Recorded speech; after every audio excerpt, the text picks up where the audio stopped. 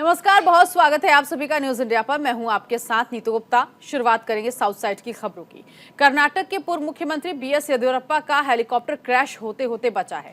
कलबुर्गी में येदियुरप्पा को लेकर लैंड करने जा रहे हेलीकॉप्टर के पायलट की सूझबूझ से यह हादसा टल गया। दरअसल जिस ग्राउंड पर लैंडिंग होनी थी वहां काफी मात्रा में प्लास्टिक रहे हुए थे। अंतिम पलों में पायलट ने खतरे को भांपा और लैंडिंग को टालकर हेलीकॉप्टर को हवा में ही रखा। बीएस येदियुरप्पा का कर्नाटक की कलबुर्गी में एक कार्यक्रम था जहां पर उनका हेलीकॉप्टर लैंड करने ही वाला था। तभी पायलट ने देखा कि हेलीपैड के पास काफी प्लास्टिक इकट्ठा है। इसके बाद पायलट ने लैंडिंग न करने का फैसला लिया। पायलट उस ग्राउंड के आसपास हेलीकॉप्टर उड़ाता रहा जहां इसे लैंड होना था। जब अधिकारियों ने प्लास्टिक को हटवाकर हेलीपैड को साफ करवाया तो उसके बाद पायलट ने सुरक्षित लैंडिंग की है। ये तस्वीरें उस वक्त की आप देख सकते हैं। इस हेलीकॉप्टर में बीएस येदियुरप्पा थे और उन्हें यहाँ कार्यक्रम में पहुँचना था। जैसे ही उनका विमान लैंड करने वाला था, पायलट ने देखा कि यहाँ पर प्लास्टिक रखा हुआ है, कचरा रखा हुआ है। किसी तरह से उसे साफ करवाया गया और फिर ये लैंडिंग हुई है।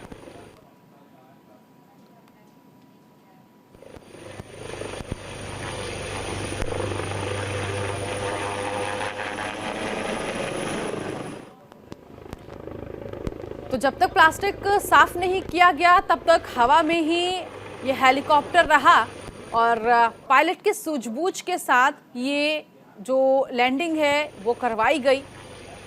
बीएस येदियुरप्पा इस हेलीकॉप्टर में थे। कर्नाटक में एक कार्यक्रम में शामिल होने के लिए पहुंचे थे।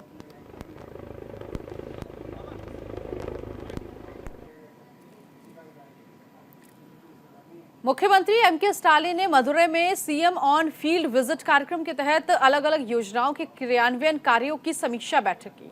समीक्षा बैठक के दौरान सीएम स्टालिन ने अधिकारियों को दक्षिण जिले में औद्योगिक विकास लाने के लिए कुछ महीने पहले मदुरै में हुई परामर्श बैठक के बारे में याद दिलाया। सीएम स्टालिन ने कहा, छोटे और सूक्ष्म उद्यमों ने मेरे सामने कुछ महत्वपूर्ण मांगे रखी है और हम निश्चित रूप से इस पर विचार करेंगे। वहीं सीएम स्टालिन ने कहा कि पहले जनता को अपनी शिकायतों के साथ सरकार से संपर्क करना पड़ता था, लेकिन अब सरकार खुद नियमित रूप से लोगों से मिल रही है। कृषि, व्यापार और एमएसएमई क्षेत्रों में हितधारकों के साथ चर्चा करने से पहले स्टालिन ने जिले में अलग अलग विकासात्मक और कल्याणकारी कार्यों की समीक्षा की। ऐसे ही एक चर्चा के दौरान उन्होंने कहा कि हमने हाल ही में सीएम ऑन फील्ड विजिट योजना शुरू की, जिसके माध्यम से राज्य सरकार विकास कार्यों की प्रगति की समीक्षा के लिए प्रत्येक क्षेत्र में फील्ड निरीक्षण करेगी।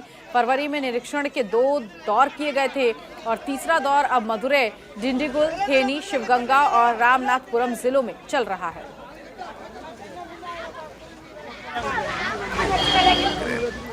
இதனை அரசு செயலாளர்களும் துறை தலைவர்களும் மாவட்ட ஆட்சியர்களும் உறுதி செய்ய வேண்டும்।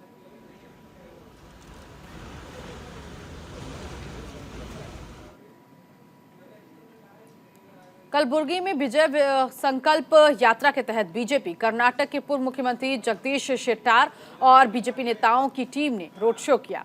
आपको बता दें, प्रदेश में इन दिनों बीजेपी की 4 विजय संकल्प यात्राएं चल रही हैं। इन यात्राओं का समापन 25 मार्च को एक बड़ी जनसभा के तौर पर किया जाएगा। कर्नाटक में इस साल अप्रैल मई महीने में विधानसभा चुनाव होने हैं।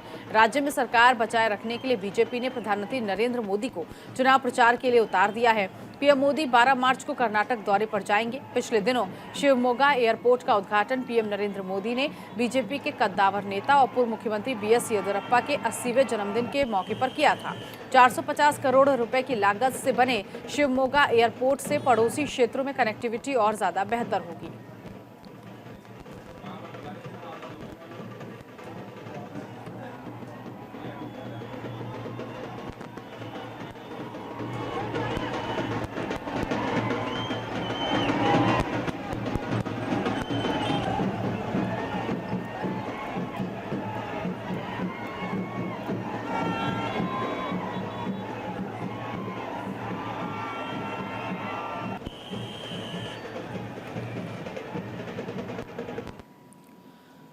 G20 इंडिया प्रेसिडेंसी के तहत वित्तीय समावेशन GPFI के लिए वैश्विक साझेदारी की दूसरी बैठक हैदराबाद में शुरू हुई।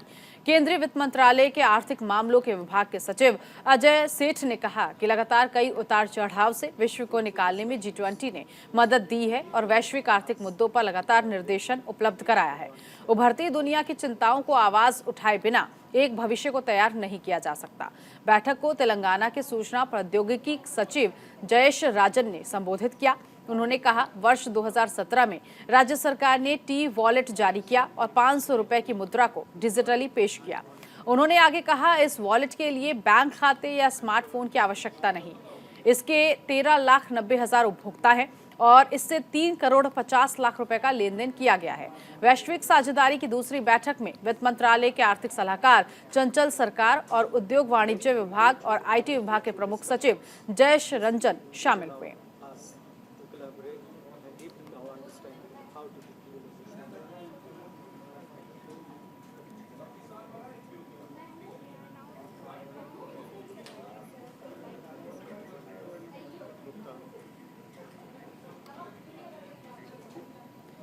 तमिलनाडु के अतीत के दरवाजे खोलते हुए मुख्यमंत्री M.K. स्टालिन ने शिवगंगा की साइट की किझादी म्यूजियम का उद्घाटन किया, जो एक समृद्ध प्राचीन सभ्यता का प्रमाण है, जो वगई के तट पर पनपी थी।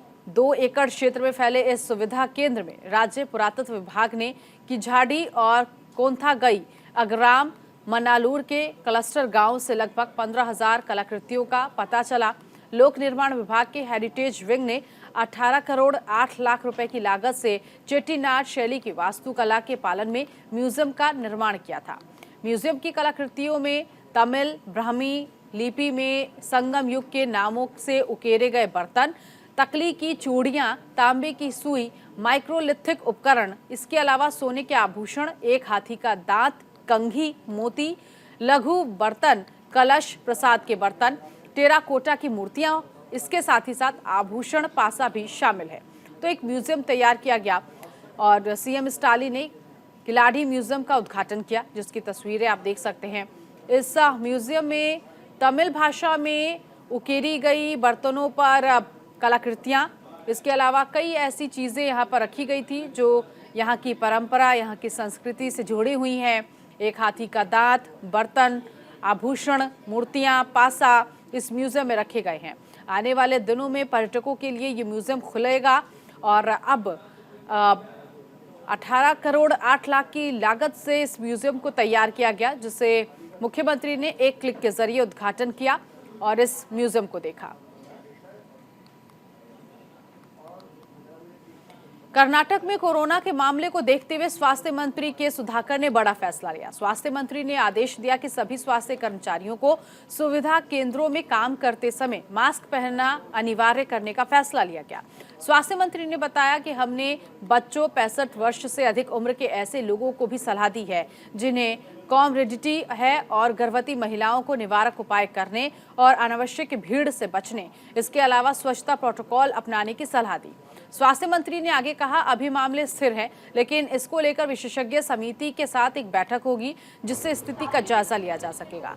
तो कुल मिलाकर कोरोना को लेकर ये बैठक की गई। स्थिति आने वाले दिनों में बिगड़े ना, इसके लिए पहले से ही यहाँ पर लोगों को सचेत किया गया। बुजुर्गों, महिलाओं का खास ध्यान दिया गया। उन्हें सलाह दी गई कि भीड़ से वो लोग बचे, इसके साथ ही साथ कोरोना गाइडलाइन का पालन करें।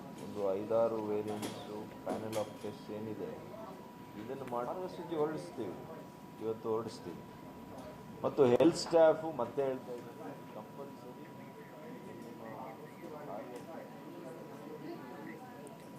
तमिलनाडु में बिहारियों पर कथित हमले को लेकर सियासत चल रही है। लोक जनशक्ति पार्टी के राष्ट्रीय अध्यक्ष और जमुई के सांसद चिराग पासवान तमिलनाडु पहुंचे, जहां उन्होंने बिहारी मजदूरों और कामगारों पर हो रहे उत्पीड़न को लेकर तमिलनाडु के राज्यपाल से मुलाकात की और उन्हें एक ज्ञापन सौंपा। बिहार के कुछ लोगों से मुलाकात भी उन्होंने की है, उनका हालचाल जानने की कोशिश की है। मेरा कहना बस इतना है कि जो भी सच्चाई है उसकी जांच होनी चाहिए।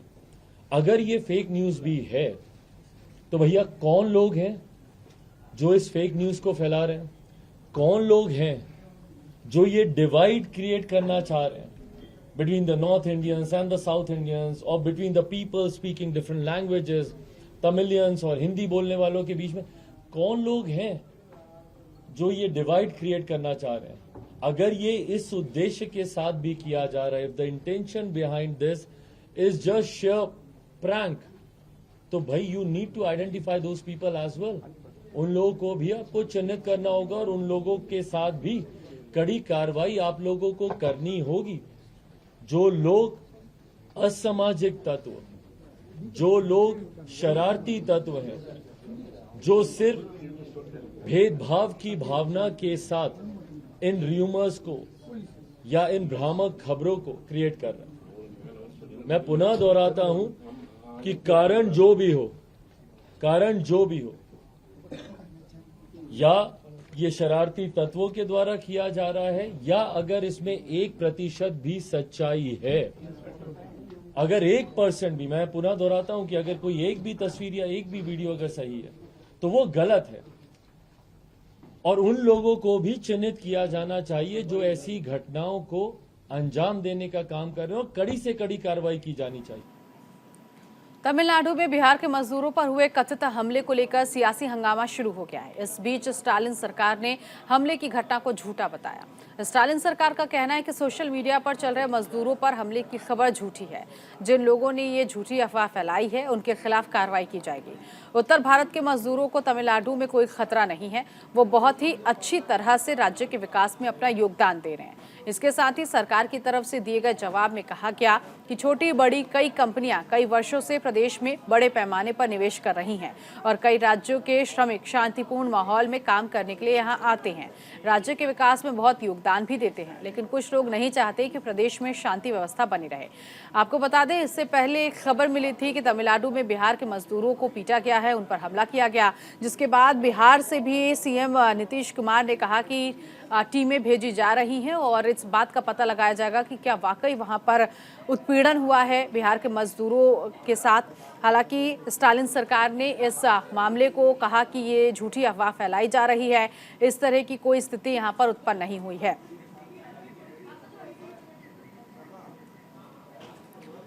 विवादित बयान देने के लिए चर्चित कर्नाटक बीजेपी अध्यक्ष नलिन कुमार कटील ने एक बार फिर कांग्रेस सांसद राहुल गांधी पर उनके सिंगल होने और कोविड-19 वैक्सीन पर संदेह करने को लेकर निजी हमला किया। विजय संकल्प यात्रा के तहत रामनगर में एक सभा को संबोधित करते हुए कर्नाटक बीजेपी राहुल गांधी को लेकर विवादित बयान देते हुए नजर आए। कर्नाटक बीजेपी प्रमुख ने अपने भाषण के दौरान कहा कि राहुल गांधी और सिद्धारमैया ने लोगों से वैक्सीन नहीं लेने को कहा। उन्होंने ये भी आरोप लगाया कि कांग्रेस के दो नेताओं ने ये कहकर लोगों को बहकाया कि अगर उन्होंने कोविड की खुराक ली तो उनके बच्चे नहीं होंगे।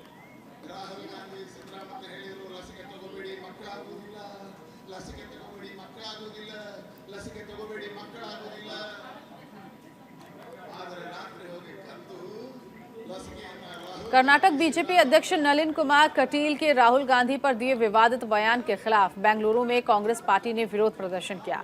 प्रशासन से कर्नाटक बीजेपी अध्यक्ष के खिलाफ कार्रवाई करने की मांग की। पार्टी कार्यकर्ता बड़ी संख्या में विरोध प्रदर्शन करने पहुंचे थे। आपको बता दें, कर्नाटक बीजेपी प्रमुख ने अपने भाषण के दौरान कहा कि राहुल गांधी और सिद्धारमैया ने लोगों से वैक्सीन नहीं लेने को कहा है। उन्होंने ये भी आरोप लगाया कि कांग्रेस के दो नेताओं ने ये कहकर लोगों को बहकाया कि अगर उन्होंने कोविड की खुराक ली तो उनके बच्चे नहीं होंगे। और इसी बयान के बाद जगह जगह कांग्रेस के कार्यकर्ता इकट्ठा हुए और उन्होंने सड़कों पर प्रदर्शन किया। बीजेपी प्रमुख नलिन कुमार कटील के खिलाफ ये प्रदर्शन किया गया है क्योंकि नलिन कुमार कटील ने ये कहा था कि राहुल गांधी और सिद्धारमैया ने वैक्सीन नहीं लगवाई और लोगों को भी ना लगाने की को लेकर बहकाया है कि अगर वैक्सीन की खुराक लेते हैं तो उनके बच्चे नहीं होंगे। उसके बाद से ही अलग अलग जगहों पर कांग्रेस के तमाम बड़े नेता कार्यकर्ता सड़कों पर उतरे और उन्होंने बीजेपी प्रमुख के खिलाफ जमकर नारेबाजी की।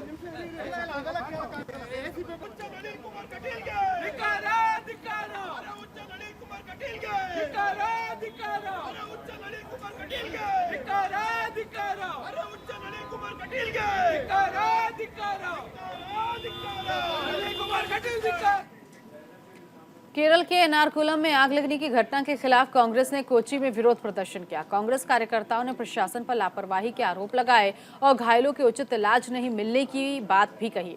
28 फरवरी को पटाखा फैक्ट्री में विस्फोट के बाद आग लग गई थी। हादसे में एक व्यक्ति की मौत हुई थी, इसके साथ ही कई अन्य लोग घायल हुए थे, जिसको लेकर अब कांग्रेस ने विरोध प्रदर्शन किया है। एर्नाकुलम से ये पूरा मामला सामने आया, जहाँ एक पटाखा फैक्ट्री में भीषण आग लगने के बाद इसमें जिन लोगों की जान गई थी उन लोगों के प्रति पहले कांग्रेस के तमाम बड़े नेताओं ने श्रद्धांजलि अर्पित की जब ये हादसा हुआ था उसके अगले दिन, और अब कांग्रेस ने प्रशासन पर लापरवाही का आरोप लगाया है। एर्नाकुलम की पटाखा फैक्ट्री में आग लगने की वजह से कई लोगों की जान चली गई थी और कई लोग घायल हुए थे। कर्नाटक में सरकारी स्कूल में हिजाब पहनकर परीक्षा देने की अनुमति मांग रही मुस्लिम छात्राओं को राहत मिली है। दरअसल हिजाब पर सुप्रीम कोर्ट ने कहा कि याचिका पर सुनवाई के लिए 3 न्यायाधीशों की पीठ का गठन किया जाएगा। दरअसल सुप्रीम कोर्ट में कहा गया कि लड़कियों का एक और शैक्षणिक वर्ष बर्बाद होने के कगार पर है, क्योंकि सरकारी विद्यालयों में परीक्षाएं आयोजित की जा रही हैं जहां हिजाब पहनने की अनुमति नहीं दी जा रही। शुरू में जस्टिस चंद्रचूड़ ने कहा कि मामले को होली की छुट्टियों के बाद सुनवाई के लिए सूचीबद्ध किया जाएगा। वकील ने यह भी कहा कि परीक्षा कुछ दिनों के बाद आयोजित होने वाली है। उनका 1 साल बर्बाद हो चुका है, उनका ये साल भी बर्बाद हो जाएगा। इसके बाद शीर्ष अदालत ने तारीख तय किए बिना ये कहा कि वो पीठ गठित करेगी।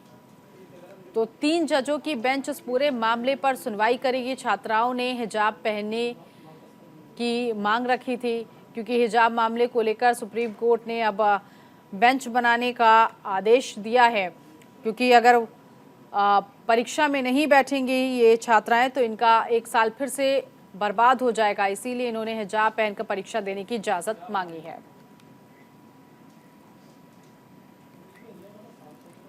हैदराबाद सिटी पुलिस की शी टीम्स ने पीपुल्स प्लाजा नेकलेस रोड पर अंतर्राष्ट्रीय महिला दिवस से पहले एक मैराथन का आयोजन किया। मैराथन का विषय उठो और भागो था। कार्यक्रम के मुख्य अतिथि तेलंगाना की मुख्य सचिव शांति कुमारी थी, जिन्होंने हरी झंडी दिखाकर मैराथन की शुरुआत की। मैराथन में शहर के खासकर महिलाओं के साथ साथ लोगों ने हिस्सा लिया। तो सिटी पुलिस ने मैराथन का आयोजन किया और इसका थीम उठो और भागो रखा गया। इसमें महिलाओं के सशक्तिकरण से लेकर समाज में योगदान का जिक्र किया गया है।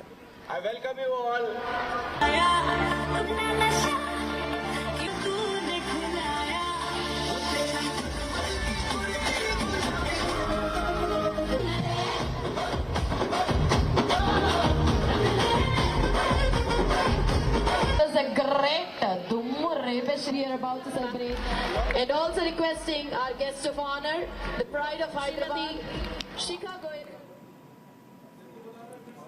6 बार की ग्रैंड स्लैम विजेता सानिया मिर्जा ने हैदराबाद के लाल बहादुर टेनिस स्टेडियम में विदाई मैच खेलते हुए एक भावनात्मक विदाई दी। भारतीय टेनिस दिग्गज ने रविवार रात एक विदाई पार्टी की मेजबानी की, जिसमें महेश बाबू, AR रहमान, नम्रता शिरोडकर, नेहा धूपिया, हुमा कुरैशी के अलावा फरहा खान, युवराज सिंह, इरफान पठान, साइना नेहवाल समेत कई मशहूर हस्तियां मौजूद थीं। इस दौरान इन हस्तियों ने जमकर डांस किया, जिसका वीडियो वायरल हो रहा है। कई मशहूर हस्तियों ने अपने सोशल मीडिया अकाउंट्स पर भी वीडियो को शेयर किया है।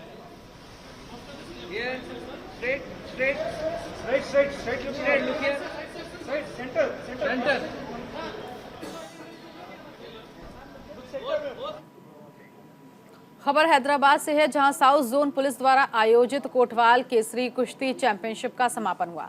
कोटवाल केसरी कुश्ती चैंपियनशिप का आयोजन साउथ जोन पुलिस द्वारा किया गया था, जिसका समापन समारोह रखा गया। इसमें पुलिस आयुक्त CV आनंद बतौर मुख्य अतिथि मौजूद रहे।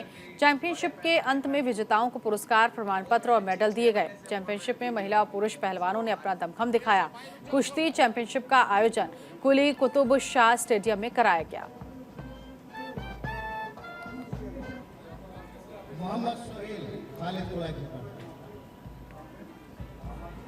अरविंद कुमार श्री राम वंशला कबड्डी स्टेडियम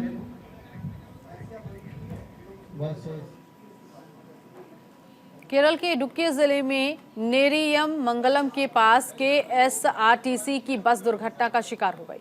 सूचना मिलने पर पहुंची पुलिस ने घायलों को अस्पताल पहुंचाया। दुर्घटना में किसी की मौत नहीं हुई है, वहीं दुर्घटना के कारण सड़क पर जाम लग गया और लोगों को परेशानी हुई। तो कुल मिलाकर ये बस दुर्घटना का शिकार हो गई। KSRTC की बस थी जो अचानक पलट गई। इसमें जो लोग घायल हुए हैं उनको अस्पताल पहुंचाया गया है।